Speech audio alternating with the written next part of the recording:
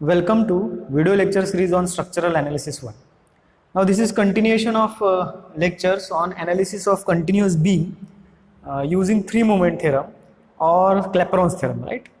Now in this numerical, this one is the fourth numerical in this series. Now in this numerical, a beam with span AB, BC and overhanging portion of CD is given, and in portion BC there is a couple at its center, right? तो अगर ऐसा रहा तो फिर कैसे problem solve करना वो हम देखेंगे.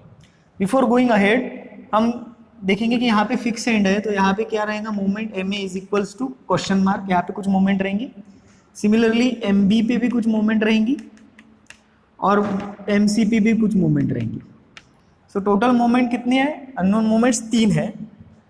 तो हमें उसमें से हम M C moment easily calculate कर सकते हैं. It is very easy to calculate. कैसे कैलकुलेट करेंगे हम, since it is bending, this 80 kilometre is bending it like this, it is hogging, यहाँ पे आ जाएगा minus 80 into 2, 80 into this distance, so it is minus 160 kilo newton metre. तो M C हमने calculate कर लिया. सो अभी अननोन मोमेंट कितने बचे, 2. So number of spans required will be 2 + 1, that is 3, but available span is only 2, A B and B C. Now in this condition we have to consider one imaginary span. So we will consider imaginary span as A0 with length as L0 and area as A0, right? So we will start solving this numerical now.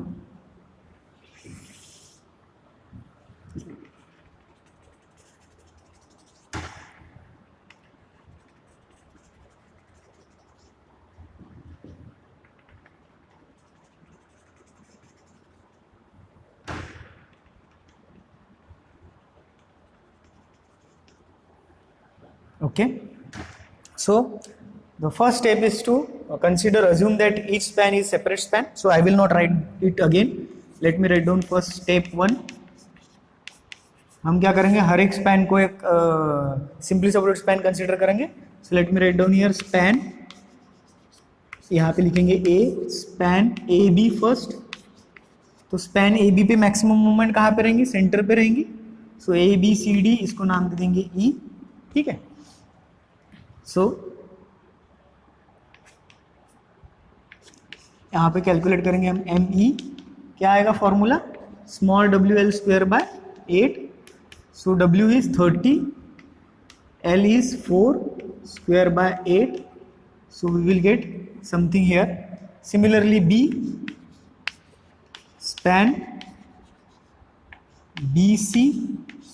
Now at span B C there will be, means actually we have to draw the bending moment diagram, right? तो इसका bending moment diagram कैसे आएगा वो देख लेते हैं हम. यहाँ पे इसका bending moment diagram ऐसे आएगा. डायरेक्टली हम bending moment diagram ड्रॉ करते हैं. अगर ये सेंटर पे है, अभी देखो क्या होगा, ये जो मोमेंट है, ये moment it will bend it like this. तो यहाँ पे क्या आ रहा है, हॉगिंग आ रहा है, और यहाँ पे क्या आ रहा है, सैगिंग आ रहा है. यानी अगर हम इसे कहते हैं बी, इसे कहते हैं सी, और लेट अस से A B C D E F कहते हैं ये पॉइंट को हम. तो लेट अस से दिस एज एफ. तो यहाँ पे कुछ डायग्राम ऐसी बनेगी. अब ये नीचे क्यों आ रहा है, क्योंकि यहाँ पे निगेटिव क्यों है, यहाँ पे पॉजिटिव है. ये निगेटिव क्यों है, निगेटिव इसलिए है बिकॉज यहाँ पे हॉगिंग बन रहा है और यहाँ पे सैगिंग बन रहा है. अगर ये एंटी क्लॉकवाइज मूवमेंट रहती तो इसका एग्जैक्टली अपोजिट रहता था. ये साइड में अपवर्ड रहता था और ये साइड में डाउनवर्ड रहता था. और ये वैल्यू कितनी है, ये वैल्यू है m/2 and this value is m/2. Very simple, बस इतना ही ध्यान में रखना है आपको, ठीक है. तो ये वैल्यू होगी 2 metre, this is 2 metre, and this is m/2 means 40/2, that is 20, and this is again 20. अच्छा, ये तो हो गया अगर सेंटर में रहा तो. अगर सेंटर में नहीं है, for example, just for an example हम यहाँ पे एक एग्जाम्पल लेते हैं कि फॉर एग्जाम्पल अगर ये ऐसा था कुछ, तो भी this is 1, this is 3 and this is 40. अगर ऐसा कुछ न्यूमेरिकल है तो वो केस में कैसी आएंगी diagram, sorry, this is 40 kilo newton metre. तो वो केस में डायग्राम कुछ ऐसी आएगी.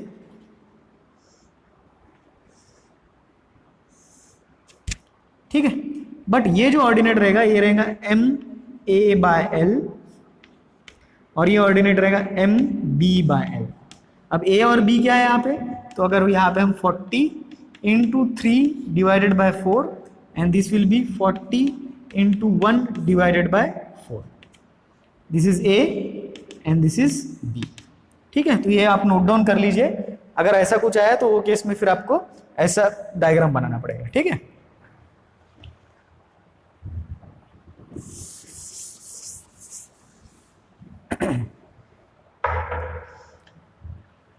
Right. So this is the diagram. अब हम ये डायग्राम यहाँ पे बना लेते हैं। सो पहले सबसे पहले तो बेसलाइन बना लेंगे। बेसलाइन बनाने के बाद हमें पता है ये क्या है, ए, ये है A0, ये है B, this is C and this is D। सो ये तो 2020 है और इसका आंसर आता है AB 60, राइट।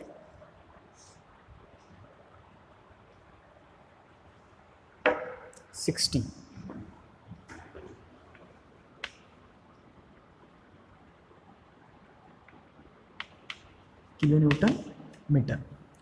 सो 60 मार्क कर लेंगे हम सेंटर पे, यहाँ पे दिस इज 60 एंड यहाँ पे सेंटर फॉर एग्जांपल अगर ये है तो ये हो जाएगा 20। ये निगेटिव है, ध्यान में रखना है, ये पॉजिटिव है और ये भी पॉजिटिव है। यहाँ पे अभी फिलहाल कुछ नहीं आएगा बस। अब आगे का न्यूमेरिकल देखते हैं। आगे का न्यूमेरिकल क्या रहेगा, स्टेप 2 अप्लाई 3 मोमेंट थ्योरम। ठीक है,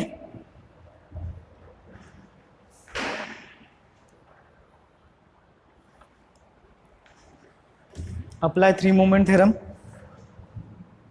उसमें A for span A0 A and AB, formula क्या बनेगा, M0 L0 plus twice MA L1 plus L2 plus MB L1 is equals to minus 6 A0 X0 divided by L0 plus 6 A1 X1 upon L1। चलो L1 L2 तो आपको पता है, A0 X0 तो ये 0 हो जाएगा, ये भी 0 हो जाएगा। A1 X1 कैलकुलेट कर लेंगे हम यहाँ पे, तो A1 कितना आएगा यहाँ पे, A1 आएगा 2/3, बेस कितना है 4 और हाइट कितनी है 60, तो ये हो जाएगा A1।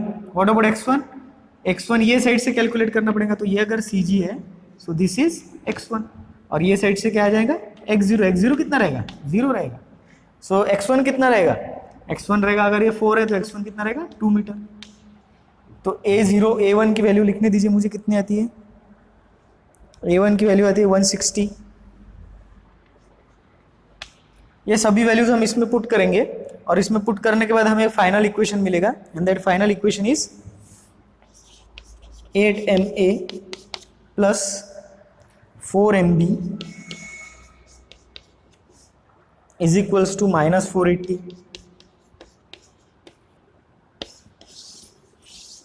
से दिस एज इक्वेशन 1। चलो हमारा इक्वेशन 1 बन गया। अब हम इक्वेशन 2 बनाते हैं। अब इक्वेशन 2 के लिए अब थोड़ा सा ध्यान में रखना है आपको, इक्वेशन 2 के लिए ए बी और बी सी लेने वाले हम, तो ये हो जाएगा x1 और ये दोनों का मिला के जो CG आएगा वो हो जाएगा x2। लेकिन अब मुझे नहीं पता कि इसका CG कहाँ पे आएगा, ठीक है, अभी फिलहाल हमें नहीं पता फॉर एग्जांपल कि CG कहाँ पे आएगा, तो वो CG कैसे निकालना है वो हम देखेंगे बाद में। सो अब ये हो गया। नेक्स्ट हम लिखते हैं, जैसे A लिखा था यहाँ पे लिखता हूँ मैं B for span AB and BC। क्या आएगा फॉर्मूला, फॉर्मूला आएगा MA L1 plus twice MB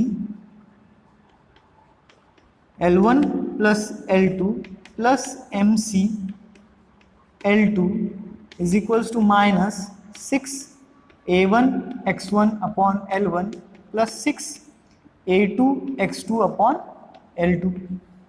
अब A1 x1 तो हमने ऑलरेडी कैलकुलेट कर लिया, x1 की वैल्यू कितनी आ रही है किस में 2 मीटर, A1 हमने कैलकुलेट कर लिया। A2 x2 कैलकुलेट करते हैं। A2 x2 क्या हो जाएगा, capital A1 G1 plus A2 G2।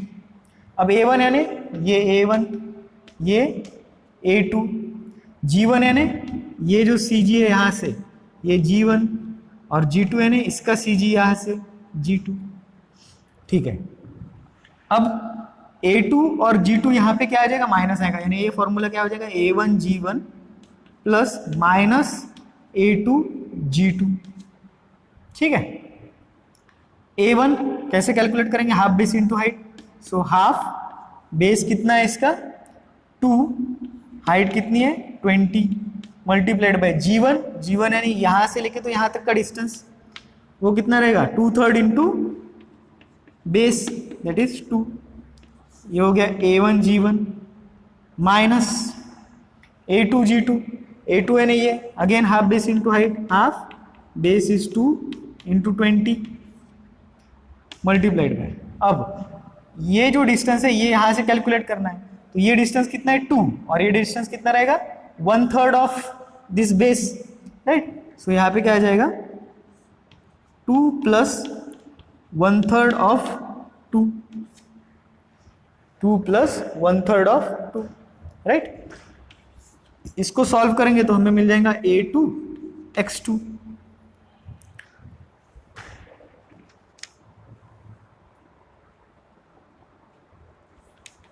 and that is minus 26.8. Let me calculate this.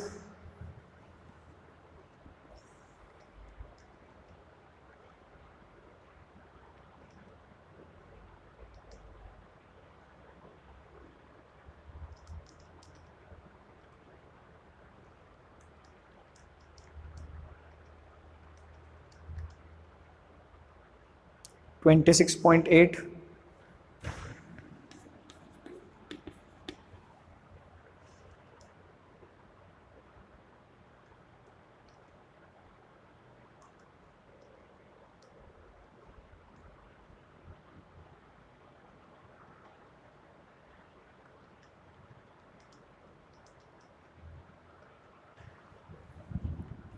53.33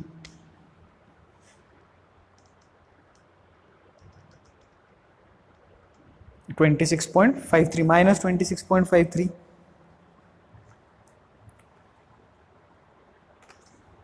और माइनस 26.8 हम कंसिडर करते हैं यहाँ पे, माइनस 26.8 A2 x2 मिल गया हमें।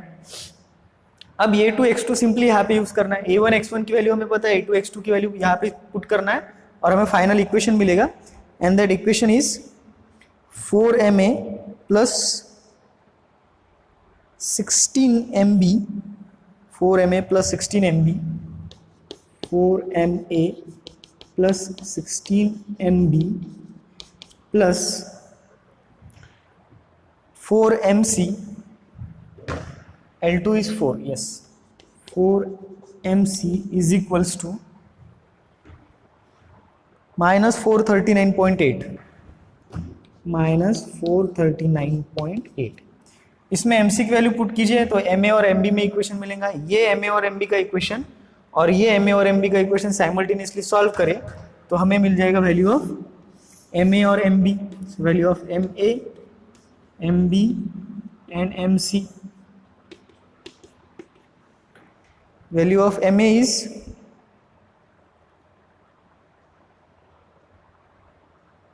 minus 75.72,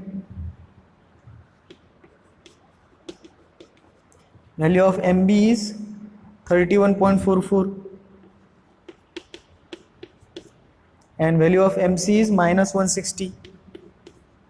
देखो यहाँ पे प्लस आया है, ये ध्यान में रखना, यहाँ पे आंसर क्या है प्लस आया है। तो अब जब मैं इस पे ओवरलैप करूंगा तो आपको थोड़ा सा ध्यान देना पड़ेगा, जब इस पे ओवरलैप करूंगा तो ये -75 है तो ये ऊपर प्लॉट करेंगे हम, ठीक है। तो let me redraw this diagram.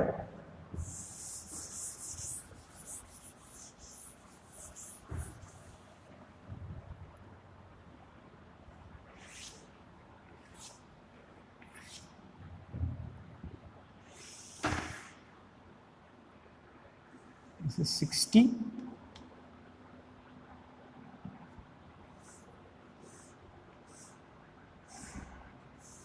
20, 20, so 75 MA, so this is 75.72, then 31 plus है तो नीचे जाएंगे हम 31.44, then minus 160, so minus 160 will be somewhere here, काफी ऊपर आ जाएगा, ठीक है।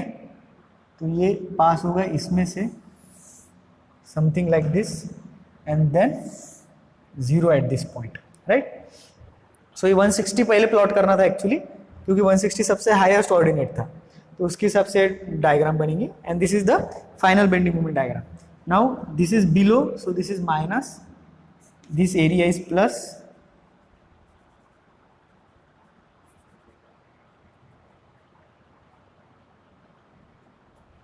Okay, then this area is minus, this area is minus, and इसके अंदर जो रहेगा वो रहेगा प्लस। So this is how the final bending moment diagram will be. Similarly आपको इसके रिएक्शंस कैलकुलेट करने हैं और एसएफडी ड्रॉ करनी है। मैं एसएफडी आपको बता देता हूँ कैसी आएगी।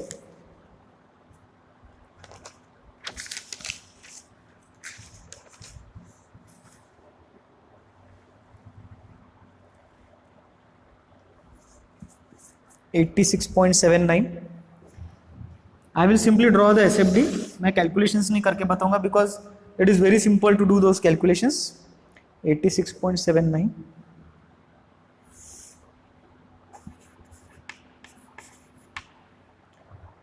Then 22.14.